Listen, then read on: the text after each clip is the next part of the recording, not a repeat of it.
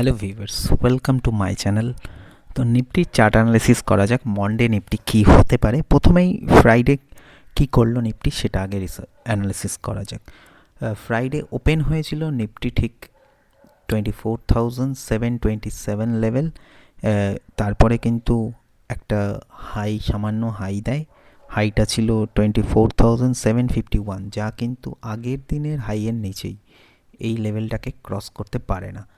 দেন কিন্তু আবার কিছুক্ষণ টাইম কাটানোর পরে চেষ্টা করে উপরে ওঠার, কিন্তু পারে না, দিয়ে একটা ফল দেয়, লো ঠিক দেয় 24,624 লেভেলটা, বা 24,620 লেভেলে টাচ করে সারাটা দিন একই রেঞ্জের মধ্যে শুধুমাত্র প্রিমিয়াম ডিকের খেলা একটা খেলে। তো আগেই বলেছিলাম যে নিফটি যতক্ষণ পর্যন্ত না এই হাইটাকে এই লেভেলের উপরে স্টে করে এই হাইটাকে ক্রস করছে, ততক্ষণ কিন্তু 25,000-এর রেসটা আসবে না। আর যতক্ষণ এই লেভেলটাকে ক্রস করছে না, এই আগের দিনের এই লোটাকে ক্রস করছে না, ততক্ষণ কিন্তু নিফটি আবার আমরা কিন্তু এই লেভেলের কাছে দেখতে পাবো না।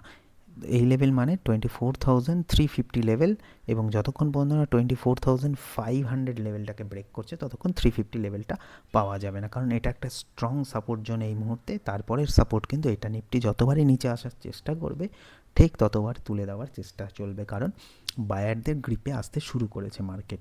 তো বায়ারদের গ্রিপে আসার ফলে কি হবে, নিফটি ডাউনে আসবে, বাইং হবে, দিয়ে আবার উপরে ওঠার চেষ্টা করবে, কিন্তু উপরে একটা রেজিস্ট্যান্স আছে। কারণ যদি দেখা যায় ওয়ান ডে ক্যান্ডেলের, তো আগেই দেখিয়েছিলাম আগের ভিডিওতেই, ওয়ান ডে ক্যান্ডেল যদি আমরা খেয়াল করি,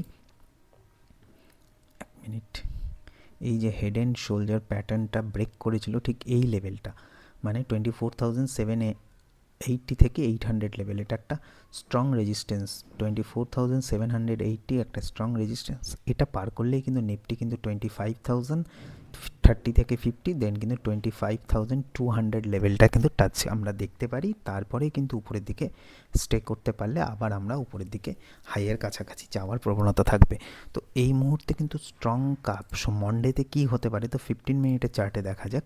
15 মিনিটের চার্টে যদি দেখা যায়, তো এখানে যে প্যাটার্নটা বানিয়েছে, এখানে একটা ছোট্ট একটা যদি আমরা এই প্যাটার্ন একটা দিয়ে দেই ট্রায়াঙ্গল,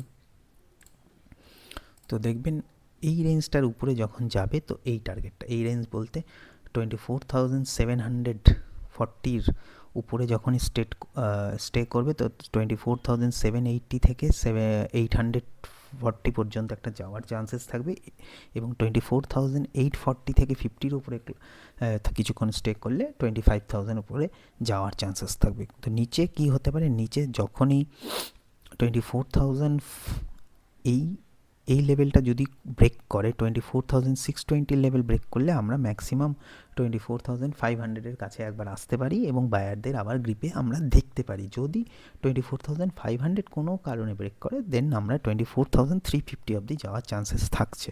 কিন্তু মার্কেট সাইডওয়েজ হয়ে যাওয়ার বেশি প্রবণতা দেখা যাচ্ছে যতক্ষণ পর্যন্ত না উপরের দিকটা ব্রেক করছে, আর নিচে 24,350 লেভেল ব্রেক করছে না, ততক্ষণ কিন্তু 150 পয়েন্টের মোমেন্টাম পাওয়া খুব টাফ আছে।